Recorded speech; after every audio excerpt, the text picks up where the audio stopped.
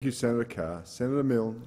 Thank you, Mr Acting Deputy President. I rise today to support this matter of urgency of the Abbott government's continued secrecy over the interception and transfer of asylum seekers on the Indian Ocean and the fate of the 153 asylum seekers who remain unaccounted for. This is 153 people just like us. 153 people who are now in the custody of the Australian government. They have committed no crime. Seeking asylum is not illegal. So they have been taken into the custody of the Australian government and they are imprisoned on a ship. We understand that they were intercepted, possibly in the contiguous zone, and then taken onto the high seas. And now we have the farcical situation where the Australian government will be supplying that ship on the high seas, presumably from Christmas Island or wherever they're supplying it from, and sailing around on the high seas in the hope that they would be able to send these people back to the people who have persecuted them. Sending the persecuted back to the persecutors is what this government is doing in the name of Australia. And it is shaming us internationally. People are looking at what we are doing and find it hard to believe that Australia could do it and then have the proof that we will and have done it, because 41 people have been sent back, and the minute they were sent back, they were put in the hands of the police and security forces in Sri Lanka. Now, I think it is time Australians had a really good look at what is happening in Sri Lanka and the appeasement of the Abbott government of a country where the Rajapaksas are behaving like a dictatorship. They have already impeached their Chief Justice.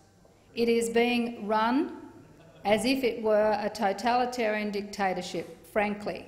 And I think Australians would like to know what exactly is the relationship between the Liberal Party and the Rajapaksas. Is it true, for example, that figures from the Liberal Party went to Sri Lanka and assisted in the campaign to have the Rajapaksas elected? I'd be interested in hearing from the Liberal Party in Australia if that is the case. However, in relation to what their people are being handed back to, I draw the attention of the Senate and the community to a March 2014 report.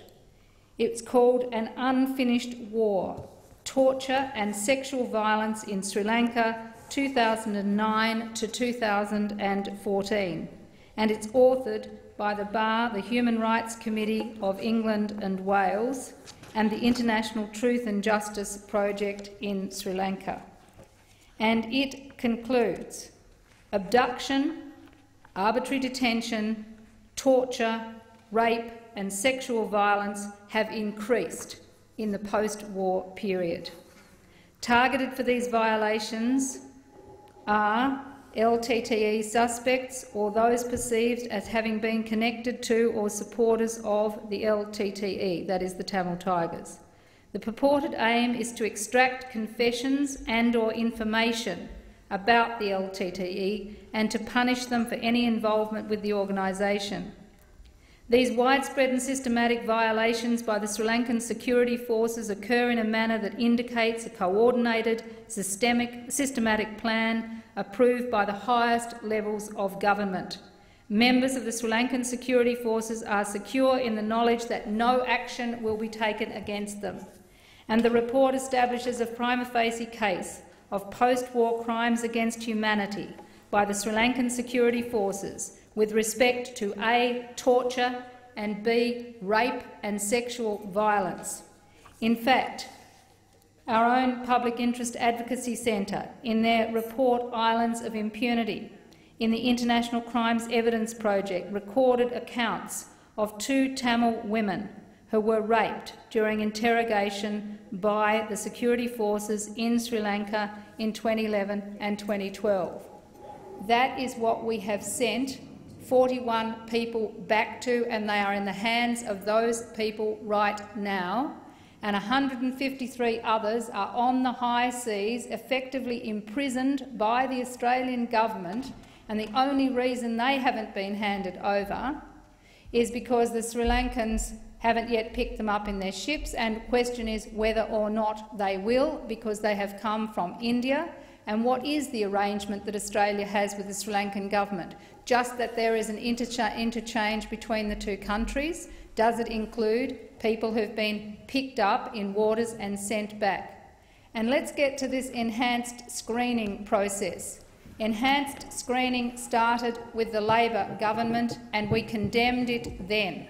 It was an attempt to get around the law, and interestingly, every time it was challenged, the Labor government dropped it because they knew it wouldn't stand up in the courts.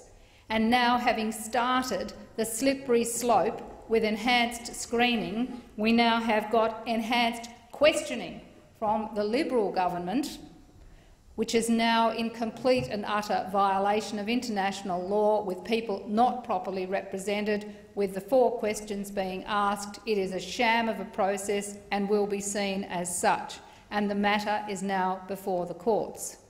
And Mr. Acting Deputy President, I went to Sri Lanka myself after the war to have a look for myself to see what is going on there. And I was so alarmed by what I saw that I have continued to take a serious account of what is happening. In my office I have a large painting. It's called "This is not a white van," and it is written in English, in Sinhala and in Tamil. And the reason I have got it is because people I spoke to in Sri Lanka told me that people are being disappeared in white vans on a frequent basis. It is, in fact, a term in this report that the British have done. The overwhelming majority of the witnesses were, inverted commas, white-vanned, a term now used in Sri Lanka to denote abduction by the security forces.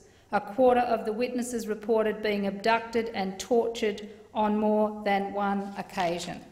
So what is going on in Sri Lanka is the military, still enormous numbers of people paid in the military. You have, in the north of the state, people being dumped back into areas where there is no infrastructure because it was destroyed during the war, their land being taken away and given to the military. We are seeing shocking abuses of humanity in Sri Lanka by a government where the 4 brothers run the country. They control the media. They've impeached the Chief Justice. They don't allow the kinds of representation in a democracy that you would expect. Currently, they are covering up for and, in fact, allowing absolute vilification and violence against religious minorities in Sri Lanka as we speak. The United Nations Human Rights Council, with Australia not signing on to the resolution in a disgraceful display of appeasement of Sri Lanka, but nevertheless the UN got that resolution through, and now the Sri Lankan government will not allow the United Nations Human Rights Council to go into the country and actually have a look at what is happening there. And yet we have our Prime Minister saying what a jolly good job they're doing in Sri Lanka and how things have improved. Well, I can tell you, Mr. Acting Deputy President, they have not improved for anyone who stands up to the Rajapaksa regime.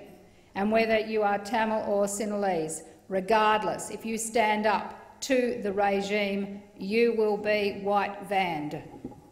That is the reality. And we've already heard the evidence from one of the people on this boat, of the 153 people, who had been hung up by his thumbs at length in order to try and force out of him a confession that in some way he had been associated with the Tamil Tigers. And I just want to put to the Senate, what sort of country have we become that we have a government who is prepared to send persecuted people back to their persecutors? What sort of country have we become when we violate international law in such a disgraceful way.